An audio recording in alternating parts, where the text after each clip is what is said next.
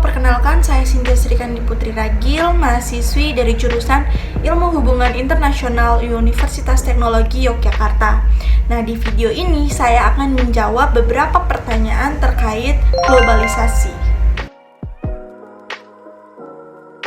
Yang pertama, menurut Cohen dan Kennedy, globalisasi adalah seperangkat transformasi yang saling memperkuat dunia yang meliputi perubahan konsep ruang dan waktu, kebergantungan pasar dan produksi ekonomi di negara-negara yang berbeda, serta peningkatan interaksi kultural dan juga meningkatkan masalah bersama dalam bidang ekonomi, lingkungan, dan permasalahan lainnya.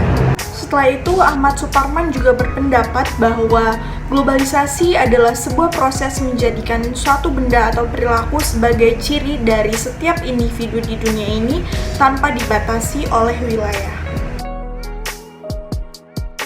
Globalisasi juga disebut sebagai universalization, yang berarti proses perubahan aspek-aspek kehidupan manusia menjadi semakin general atau umum.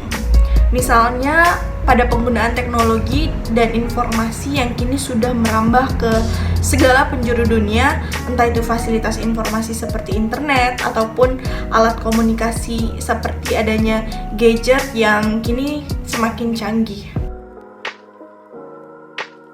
Globalisasi disebut juga sebagai westernization karena pada saat terjadinya globalisasi akan terjadi proses perubahan aspek kehidupan menjadi kebarat-baratan.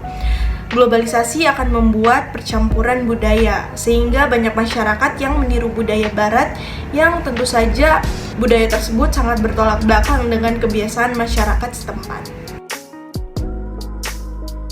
Globalisasi disebut juga sebagai interdependence karena adanya gejala-gejala yang terjadi dalam aspek kehidupan manusia yang menjadi internasional serta meningkatnya hubungan internasional yang menciptakan ketergantungan antar negara sehingga akan tercipta pula hubungan yang intens antar negara untuk memenuhi kebutuhan masing-masing. Berbicara tentang liberalis, maka kita akan berbicara tentang kebebasan. Dari sudut pandang liberalis, ternyata fenomena globalisasi itu tidak hanya terjadi pada lingkup negara saja. Ada banyak hal yang telah diglobalisasikan di dunia internasional sampai pada saat ini.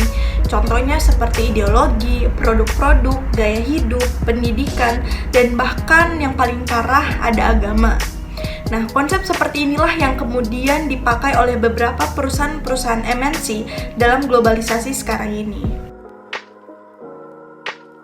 Dari perspektif realis, melihat globalisasi adalah suatu keadaan atau bentukan dari aktor negara tertentu yang tentunya ada peranan kepentingan nasional negara tersebut untuk diwujudkan. Jika kita melihat dari suatu hal secara realis, maka kita akan melihat bagaimana negara tersebut menentukan kebijakannya akan suatu hal. Dari sudut pandang realis, globalisasi merupakan hal yang wajar, yang mana ini berupa bentukan real dari kegiatan sebuah negara untuk memperluas kekuasaannya. Perspektif Marxis melihat globalisasi pada perubahan politik ekonomi dan sosial yang mana akan terbentuk tatanan yang membedakan secara signifikan terkait kaum petinggi dan yang rendah sehingga akan terjadi ketimpangan di mana-mana.